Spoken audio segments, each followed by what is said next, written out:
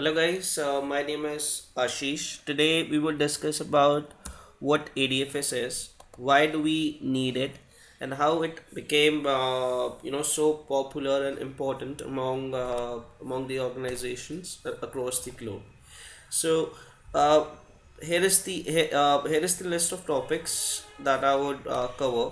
First of all, we will talk about what is ADFS and why do we need it. Then I will talk about the authentication that happens inside the corporate network and outside for the application within the same organization.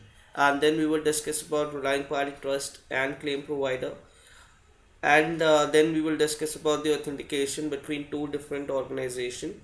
Also we will discuss about authentication with Office 365, and in the end we would set up a lab using a self-signed certificate. So first of all, why do we need ADFS? Let me tell you guys that before ADFS, let's suppose if there is a company called A, and he wants to share, the company A wants to share its resources with company B. Now, before ADFS, how it used to happen was that a company A has to create an active directory trust with company B so that users from company A can access resources of user B. So that was a very lengthy process. Plus, there were more chances of security getting compromised.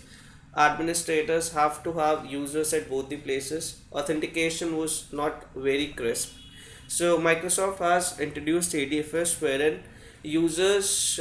wherein administrators can have their users sign in without putting in their username and the password.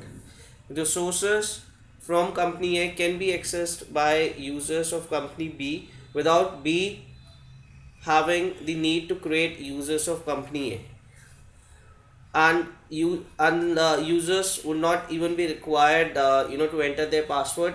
They would be authenticated without putting in their user and the password. Now, so I would talk about how ADFS authentication works inside the corporate network. Guys, please, just want to tell you that this authentication would make you aware as to how, let's suppose if you are working for a company called A, and they have got their own application. So, in later videos, I will talk about how users from company A can access resources of users B. But for now, we will talk about how authentication happens within the same organization. That too for the application being developed by them only. So let's suppose there is a company A. They have created an application called Cloud Ready, and they have of course authenticated it with ADFS. So now what happens? So let's suppose a user has logged in onto the system by putting in its domain/username and the password. So at the back end, what happens is there is a Kerberos authentication that happens within the network.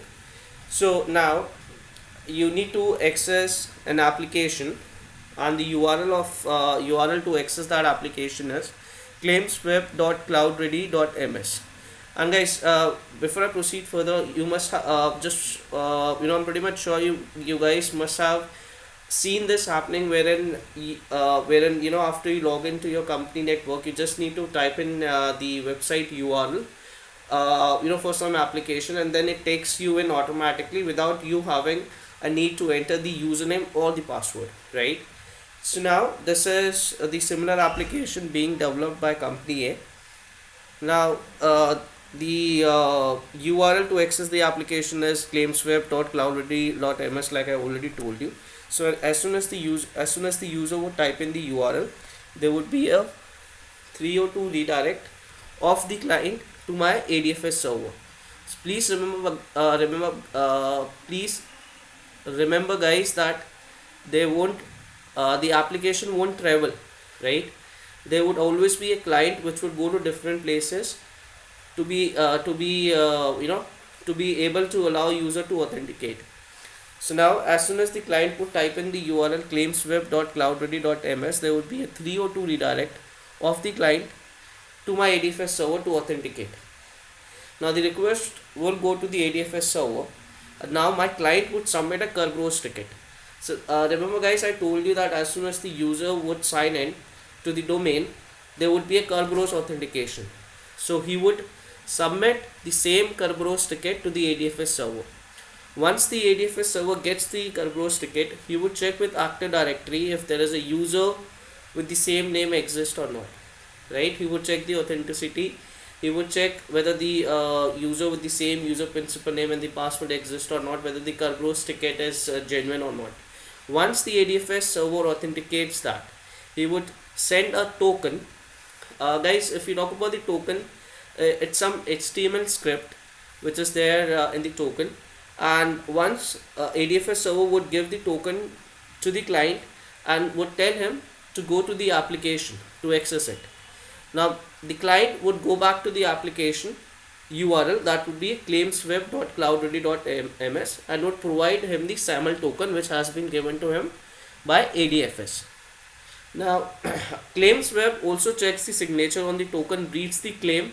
What I mean by read the claim is that application will basically check as to what level of access this particular user has.